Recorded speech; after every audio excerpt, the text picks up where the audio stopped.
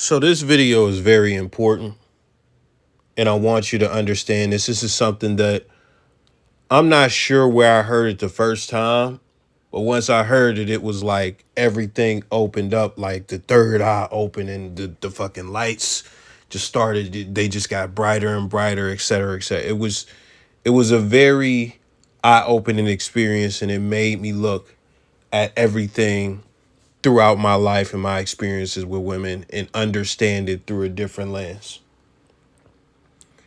This understanding is that women are chaotic.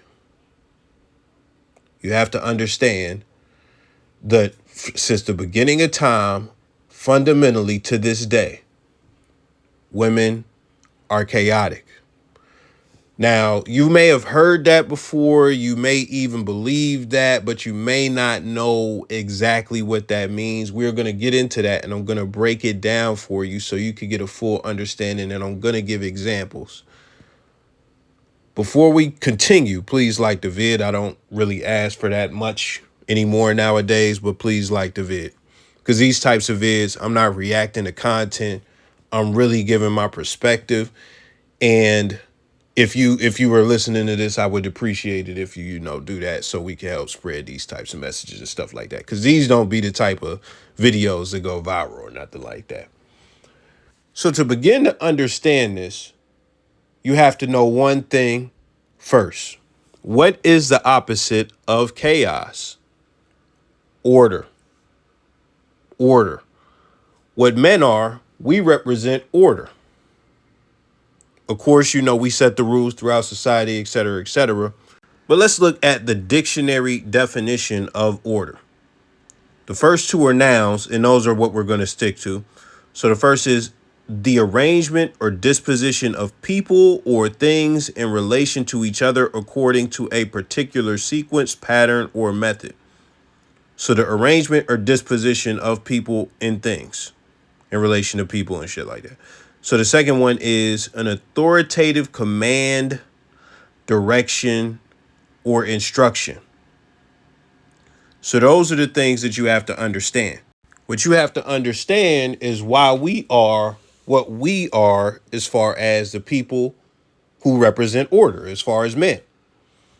The main thing you have to look at is survival. Survival. If you go and look at tribes and if you go and look at old civilizations and things like that, still, when it comes to men, we do a lot of the heavy lifting and things of that nature that really determine our survival. And what you also have to understand is when the stakes are that high, we're talking about life and death. Not just your life and your death, which that is something that can definitely play even within group dynamics within a tribe or anything like that. But the lives of everyone else is in your hand. The lives of everyone else is in your hand. The lives of the women and children in your community or your tribe or even your family, whatever the case may be, they are your responsibility. They are your responsibility. And one of the reasons that that respect is commanded is not just because we go out and we hunt the lions and stuff like that, or hunt, the food and stuff like that. Not just because we fish or not just because we build the houses and things like that, but also because of protection. Even today, people are warned for stupid shit, for stupid shit. But if you look back then, one of the main things would be, okay, we could do two things mainly. We could, go and take over this other village or this other tribe, this other territory, so that we can use their resources. We will completely get them out of the way so that we can take their food, we can take their shelter, we can take everything that they have and bring it back to our people. But the other thing you could also look at is having power over these people. And what do you get when you have power over the other people? You get labor. Instead of just taking their resources, you use them to continue to get more resources and things of that nature, et cetera, et cetera. So I have to paint that picture just so you can understand on a tribal level what men were, and still to this day, to some extent, what men still represent. Almost any popular religious text that you go and read and stuff like that, they are going to put the man in that position, a position where he must create order in his household, he must create order in society. We could really go deep, but you got to understand that fundamental line that it's about survival. That's one of the things. It's about survival. And also, one thing that I also have to mention is that when it comes to men, the evolution that we've had over time, that is why we process a lot of things logically. That is why we process a lot of things logically, and we are logical decision makers. So, being that we are logical decision makers, throughout time, we have been the most equipped to run well functioning societies and things like that. Now, you could debate that, whatever, whatever. But when we get to women, you'll see why. So, when it comes down to it, if we talk about, the authority and things like that, men have authority over other men. Men have authority over society. Men have authority over families, their families and things like that. And that is how it's supposed to be because of the way that we are built. And that is best for the status quo. Now, granted, I'm not going to sit here and act like all men make the best decisions or all societies are doing what's best for the people or anything like that. We do have crazy dictatorships, et cetera, all that. So I'm not going to act like men are universally just the best thing since sliced bread and they just have the people's best interests at heart all the time in every society. That's not the case. And we're not here to get that deep. We are talking about men in general, because you can even take the guy that works at GameStop and stuff like that. And he's going to have some of this in him to where it's like, okay, he's still a logical thinker and things like that. He still can make sound decisions and things like that. So that is just a general understanding of men. I could even go further, like how we have the burden of performance and women expect this type of stuff out of us. They expect us to lead. That is just how things work. We are and we represent order. That's just what it is. We are the authority. That's what it is. You could have all this feminism and stuff, try and push back against it and stuff like that. But innately, inherently, that's what women who actually want men want. They want a man that is in control, a man that can take the wheel, and a man that can make things happen. We do not look to women to take the wheel, be in control, and make things happen. And they resent us if we expect that from them. So just understand all of that. Now, when you look at the definition of chaos, and when we get to women, the definition of chaos is complete disorder and confusion. Another definition says a complete or total lack of organization and order. So when you think about that and you think about women being chaos, let's go over some examples that are going to make this very simple for you. We could do the whole Adam and Eve thing. What did she do? She bit the apple. She went against what she was told to do, which affected all of us based on what Christianity says. Now listen to the initials. This is another example. When you listen to all this lettuce, bacon, guacamole, tomato stuff that they got going on with the non-binary, et cetera, all this stuff that they got, the pronouns, everything. I remember exactly when it got to the point where I couldn't drop F-bombs and things like that, and I started to have to check myself. And the reason that I checked myself is because a woman became offended. Now, listen, I wasn't even saying it in reference to somebody that is, actually that way as far as that sexual orientation.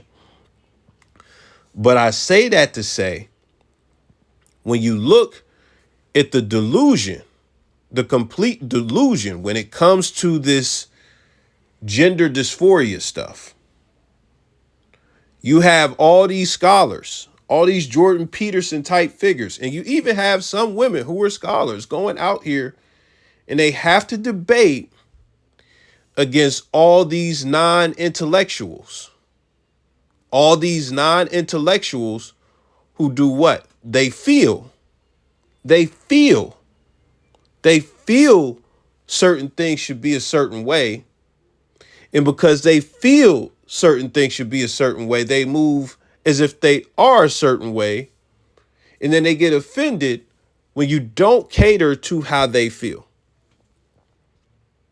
You have to cater to how they feel, even if what they feel goes against reality. I always say this, and I don't get into a lot of this stuff on the channel at all, because I know this is like a whole different realm as far as the stuff that I'm talking about.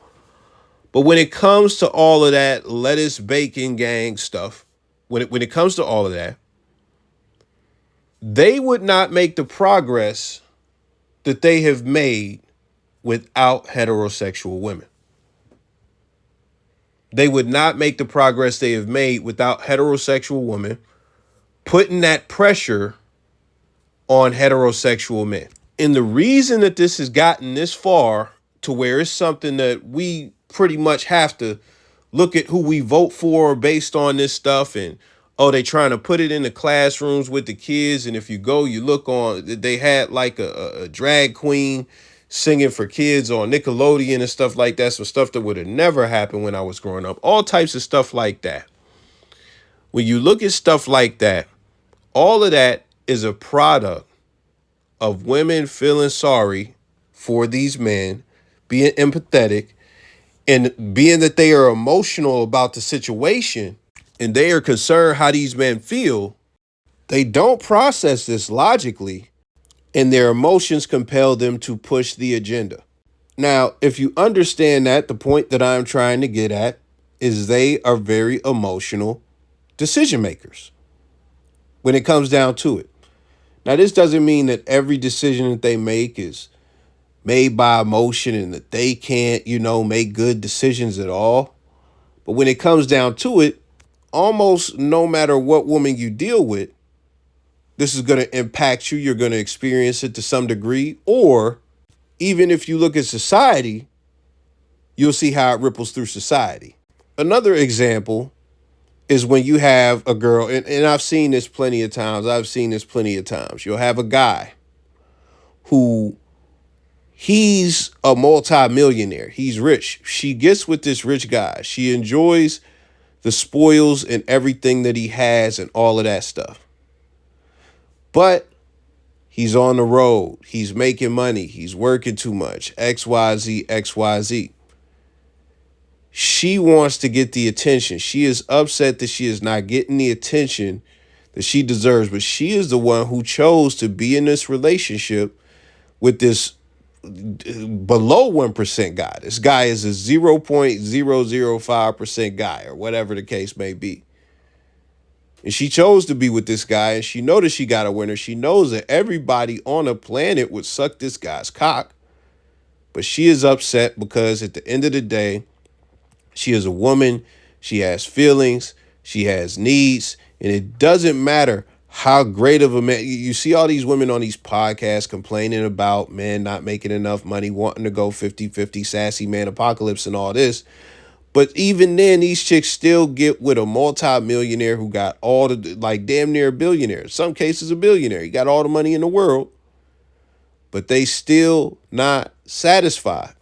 They still not you got to satisfy them if their emotions are knocked off in any type of way. And you don't even have to do anything. You don't even have to do anything. Like, you don't have to be mean. You don't have to be anything. Just not being there enough is enough to make a chick get emotional enough to where she divorces the man and takes half of his shit because she is not getting enough attention. If you look at Tom Brady went through that. He went through that with his model wife. And guess what? She ended up messing with the personal trainer that he hired and stuff like that, that knows the family. That's what she did. When it comes to Judge Joe Brown, he didn't, get her after he got the money or anything like that. Like, he might have got her after he was a judge, but he wasn't like this super popular TV judge and all that stuff when they got together. So they were together for a long time. She know what come with the lifestyle, but after fucking 40 years of marriage, she was just fed up with it. And she had filed for divorce. Now, the great news is that they're back together. But when you look at that, it's like, damn, it comes back to order. This man has to work, and you know what he does, and you know what he been doing.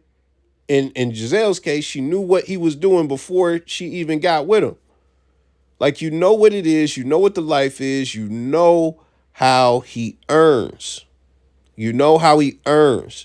And even on the brokest of levels, you will see chicks do stuff. Like, you could go and read David Data, The Way of the Superior Man and stuff like that. Like, he's got an example of this where the chick is like, saying, oh, come in me, come in me. And the guy comes in her, and then after he comes in her, it's like, what are you doing? Why did you do that? And then they're both disappointed and all this stuff because he nutted in her, and this irresponsible thing to do. What her job is to throw you off your square. That's what a lot of chicks innately try to do. They try to throw you off your square. And what that is called is shit tests. Now, as far as the marriages and shit like that, I'm not going to say that those are shit tests, but as far as the example I just gave, that's a shit test. But on the brokest level, a chick should be cuddling with you and be like, bro, don't go into work today. Just call off so we could just cuddle and fuck all day. And it's like, bro, we not rich. I got to go get this bread. Like, what are you talking about? But even then, another example of that, because, we could talk about shit tests all day. You know how chicks will fuck with you and they'll poke at you and they'll try and aggravate and agitate you and stuff like that. Just because they know, you're not supposed to do nothing and you're supposed to be the bigger man, et cetera, et cetera. And if you stoop down to your level, that makes you less of a man, all that stuff. But listen, you will have chicks be with they man in public, or maybe not even be with they man. And what they will do is they will antagonize a man crazy. They will call him a B word. They will disrespect him on high levels, knowing that he is not allowed to hit them. Now, this is the thing. The reason, and you got to understand when we're talking about chaos and things like that, a man, and this is the truth. I don't care how it sounds. This is the truth. A man is typically going to assess the situation and only pick fights that he is confident that he can win. This is a fact. Even when it comes to men who have the potential to be bullies and things like that, some truly don't want to pick on a weak because they take pride in, being able to handle stronger opponents and things like that. And they know that this is not going to impact their ego. It's not going to get them no points with any other tough guys or anything like that. So they don't even want to engage with somebody that they know is weaker and stuff like that. But the point of me saying all that is when men get to popping shit in public at each other, like there's always a risk assessment going on constantly in a man's head. Because at the end of the day, there's no social contract that says this man that you were popping shit at isn't, allowed to punch you in the face, beat you unconscious, give you brain damage. And look, when it comes to the law, don't be in the black community because you could get stabbed or shot and niggas expect you to not say nothing. If you get the police involved and you a civilian, but you live in a black area, bro, you a snitch now. And I know some of y'all might say, oh, nah, that's not true. That's not, bro. My nigga, I'm around niggas all the time. I'm around niggas. They might not call you a snitch, but they will look down on you.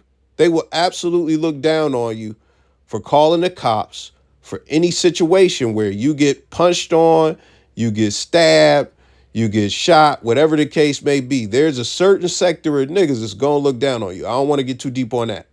But even the black women, a lot of black women will look at you as less of a man if you get knocked out and all this stuff, all et cetera, et cetera, et cetera.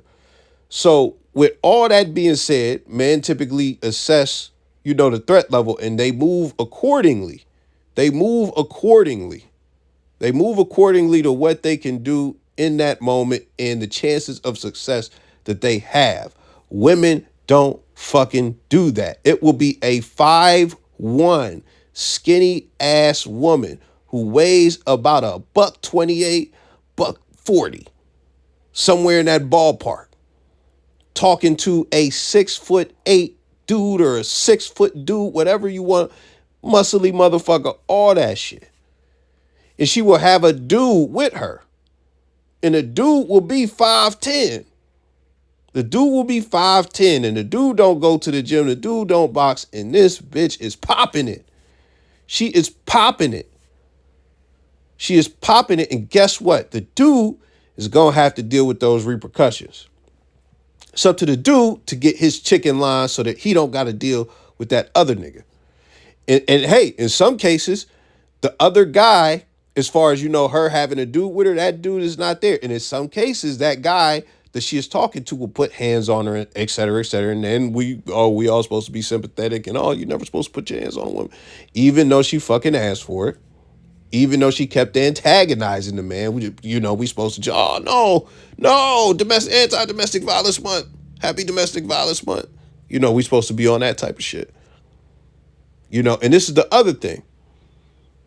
Women will pop shit with, in a situation like that, knowing that they got some killer cousins or like they dad done whacked somebody before in their life or whatever, and they just popping shit.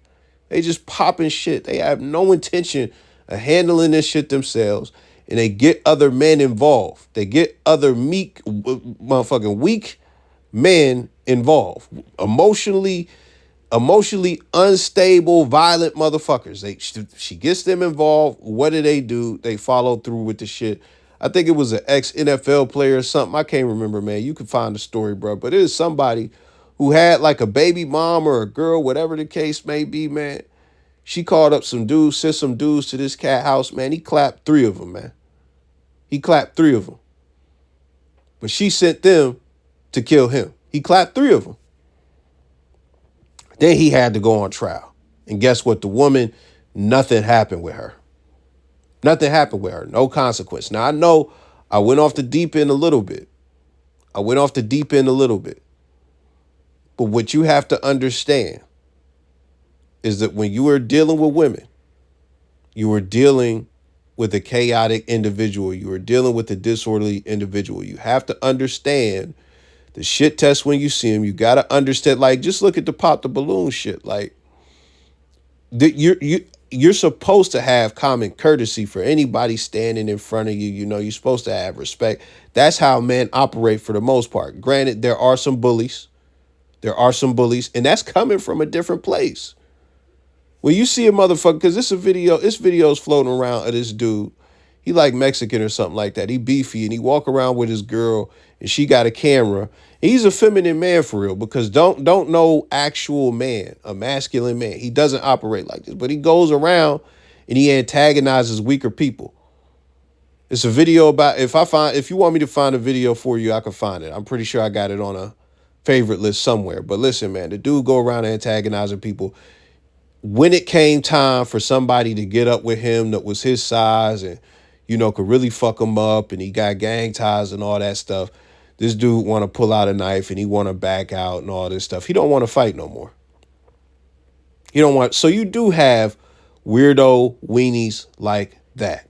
I'm sorry, I get to going, but going back to the pop the balloon stuff, man, you got the one woman, well, there's plenty of women on there who absolutely just disrespect the man for no reason.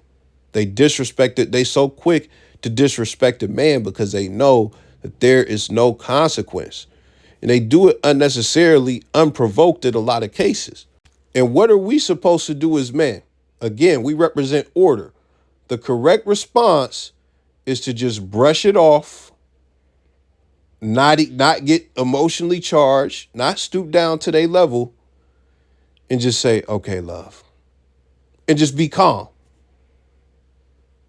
If you look at a test, if you go to the ABC, what is it? Are you supposed to slap her? Are you supposed to begin to go back and forth with her?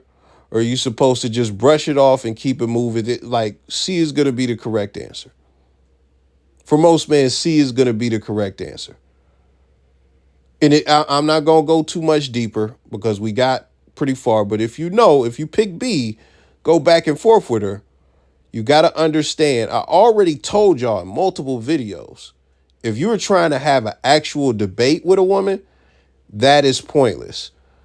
An argument Oh my God. That is a whole, like an actual argument. That's a whole different ball game. And I'm not about to sit here and act like I'm above arguing with a woman, but I know going into it and I know even coming out of it that these chicks are willing to go further than I'm willing to go. They're willing to go further than I'm willing to go. And it's actually just a complete waste of fucking energy. And the one thing I didn't really get into detail about too much is that you actually have to regulate them and keep them in line and keep them orderly. They have to be on your program and things of that nature. I did mention leadership earlier in the video, but that is one of the biggest functions because, you know, when it comes down to it, we can really elevate a chick. We could really elevate a chick. There are chicks who could elevate a man, but they do it in different ways. They do it in different ways. They don't do it through leadership. With that being said, I'm done for today, man. Let me know your thoughts. I am gone.